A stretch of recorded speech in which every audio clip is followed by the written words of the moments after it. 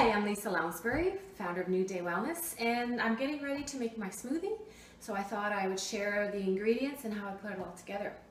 I often struggle to get all the nutrients and vitamins that I know I need in a day, so I feel better knowing that if I start my day out with a great healthy smoothie, then I won't have to struggle so much with trying to fit in all the necessary fruits and vegetables and proteins and fats that I need.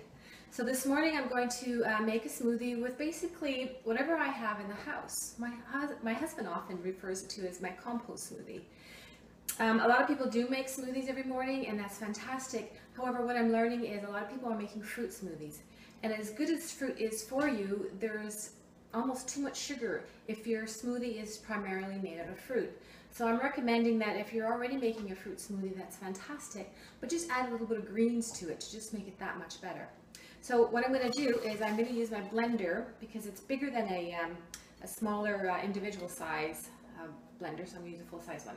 So what I'm going to do is I'm going to load it with green spinach, which is great for the nice leafy green, and you can put as much into your blender as possible. You can stuff it in. And typically I have kale in my fridge or any kind of leafy green, but this morning I have spinach, so that's what I'm going to be using. I also have some leftover broccoli stems that I've kept. So I just chopped up the broccoli stems that I didn't cook for dinner last night, and I add that to my smoothie. And broccoli is another awesome green that we could use. And then to sweeten it up a little bit, I have an organic apple, the whole apple with the skin, and I've just cored it. The whole thing goes in there. And I find bananas are a great way of neutralizing the flavor if you're not too keen on the taste of kale or any other leafy green, or even the Brussels sprouts or the broccoli that I might have put in here. I find bananas are a good way of neutralizing the flavor and kind of thickens up your smoothie so it's more enjoyable. So I'm going to stick a whole banana in there. I have a plant-based protein powder that I'm going to throw in there. And it keeps going. I like to add chia seeds in my smoothies, and chia seeds are a great antioxidant. They're great for fighting heart disease and diabetes, and they have omega-3s, they have fiber, it has protein. So chia seeds, and it doesn't have any flavor, so you can put in a nice little chunk of that.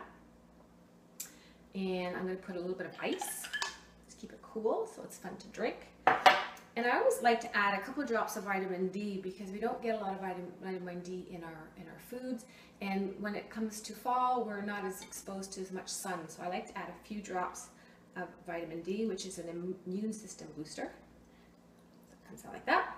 And then I just top it up with water. And a lot of people like to use juice, and again that's just added sugar, so I would recommend using your smoothie with water instead of juice. So we'll just top it up.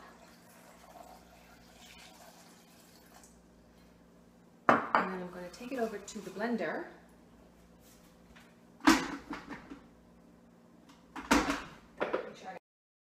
I just blended my smoothie, and a lot of times I'll have frozen blueberries in my freezer, so I would have added that to my smoothie to make the color more purple and blue more fun to drink, and it actually adds a little bit more flavor. But today I didn't have any, so we're having a green smoothie, and it still tastes good. So I will just throw it in. It's nice and thick from the chia seeds coagulating and the banana, and I have my beautiful green smoothie full of nutrients.